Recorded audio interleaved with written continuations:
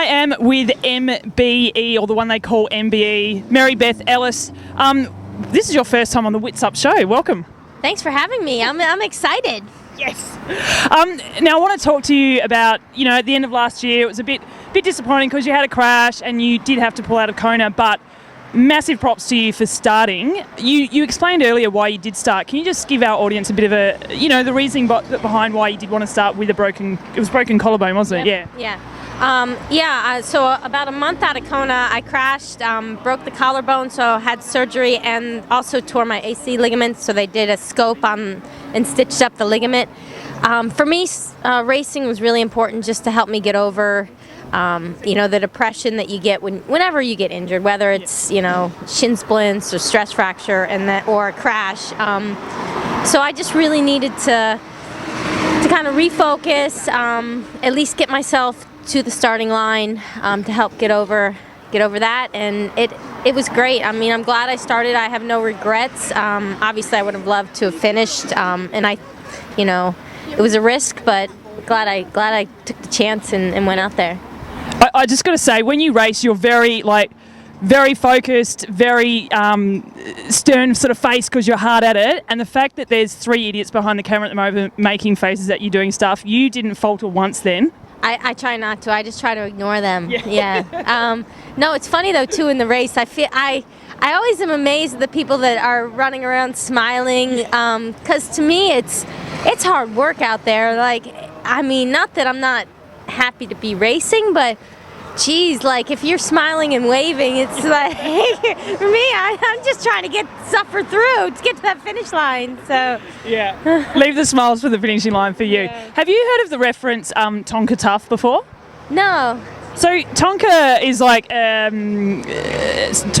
boys' toys or kids' toys, and they're trucks, and they're like Tonka Tough. You can do whatever you want to them, and they do not break. That's what I call you. You're Tonka Tough.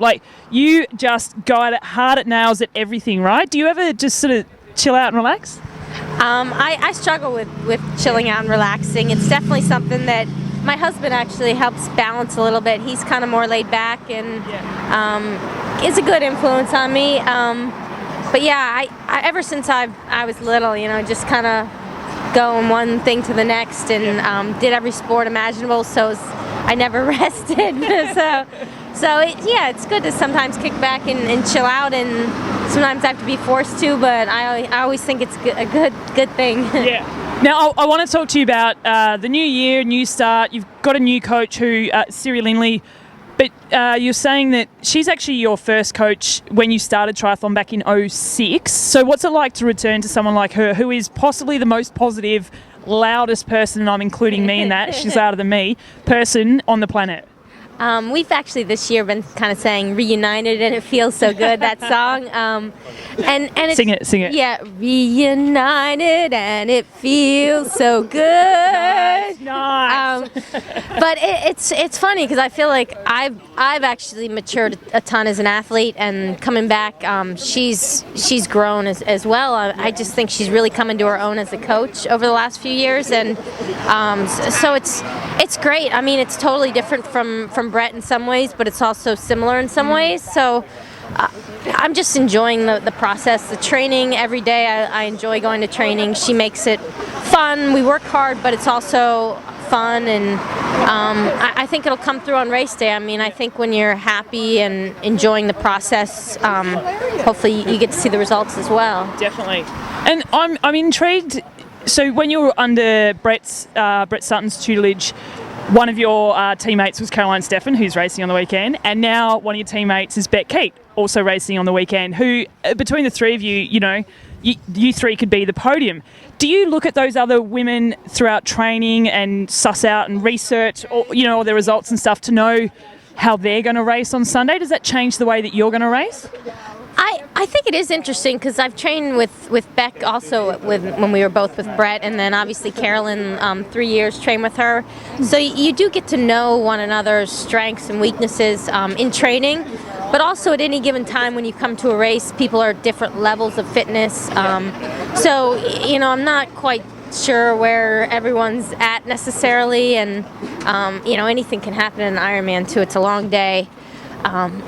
I do think with this race, you have to go into it with your own game plan and maybe have some scenarios like if this happens, this is how I might react. But at the end of the day, you just have to know yourself, and if you can't go on the bike, then you know your own fitness, so that you need to get to the finish line in Ironman, and it's a long day, so a little bit of watching what other people are doing, but also knowing yourself and getting yourself to the finish line with your fastest time, whether it's by yourself or with other people throughout the day. So.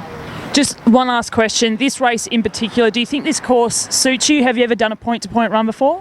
I haven't. I think though a point-to-point run is pretty fun. It makes it a little more interesting. I think too, if you're out there and having a tough day, no matter what, you're gonna have to get to the finish line, so you might as well keep running. It's fun, and I've done some point-to-point runs in training before, and I always love it. You just click off the K's, and I love it. I think like a 4-loop course gets a little tough, especially when you know where the tough section is. Maybe it's hot, or there's a big space between aid stations.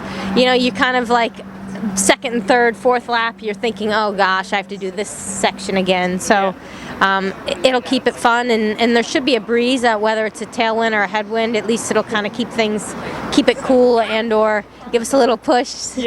Let's hope you got a tailwind on the way from Frankston. It's a long way with a headwind. that sounds good. And if it's strong enough, maybe I could bring my little sail, a parachute. Brilliant. Is that legal? I don't see it in the rule book, so why not? You're playing within the rules, I think. Well, it's great to have you in Melbourne and here in St Kilda. All the very best on Sunday. I think it's going to be an epic battle. Oh, thanks so much. I'm excited, and I know all the girls are going to go great, and I'm excited for a fun battle out there. Awesome. Nice one. Thanks for coming. Thanks for having me. Cheers. For a fun battle out there. Awesome. Nice one. Thanks for coming. Thanks for having me. Cheers.